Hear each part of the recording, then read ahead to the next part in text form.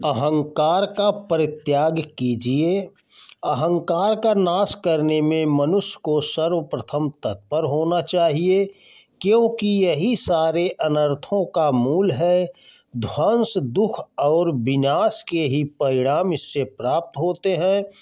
रावण की शक्ति का कुछ ठिकाना न था। कंस का बल और पराक्रम जगत विख्यात है।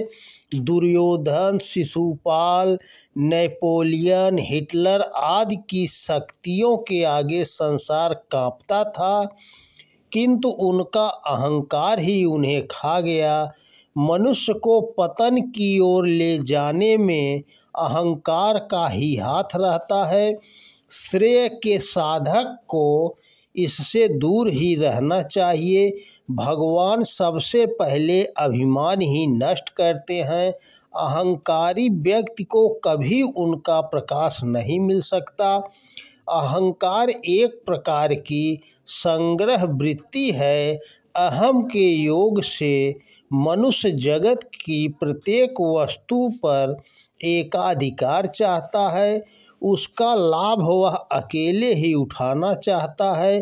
किसी दूसरे को हस्तक्षेप करते या लाभ उठाते देखकर वह जल भुन उठता है और प्रतिकार के लिए तैयार हो जाता है।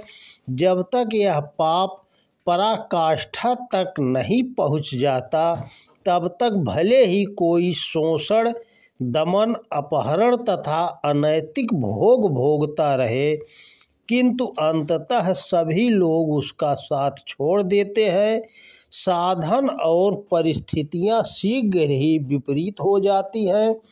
तब मनुष्य को हार माननी पड़ती है, मुँह की खानी पड़ती है और कभी कभी तो सर्वनाश के ही दर्शन करने पड़ते हैं। परमात्मा किसी भी वस्तु का संग्रह नहीं करता। वह लोक हितार्थ अपने दान अनुदान विस्तृत करता रहता है। इसी में उसे आनंद मिलता है।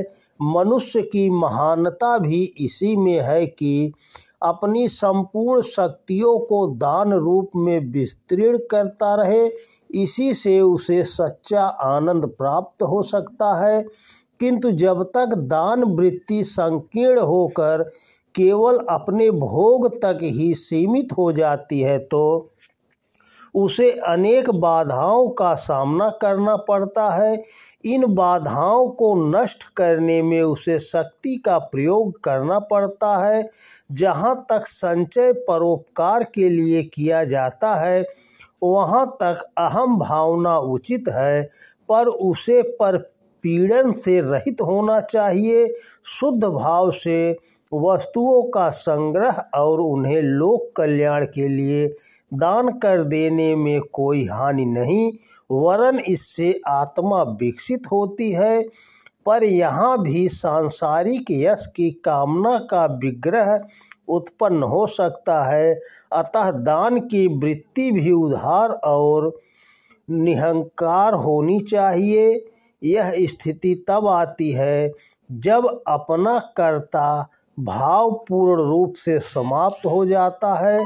कर्तव्य तो सभी करते हैं, किंतु जो अपने अधिकार ईश्वर के लिए छोड़ देते हैं और समष्टि रूप से इस बात के लिए राजी हो जाते हैं कि इस संपूर्ण का कर्ता धर्ता परमात्मा ही है, उसी की शक्ति, संकल्प और प्रेरणा से संसार की गतिविधियां चल रही हैं।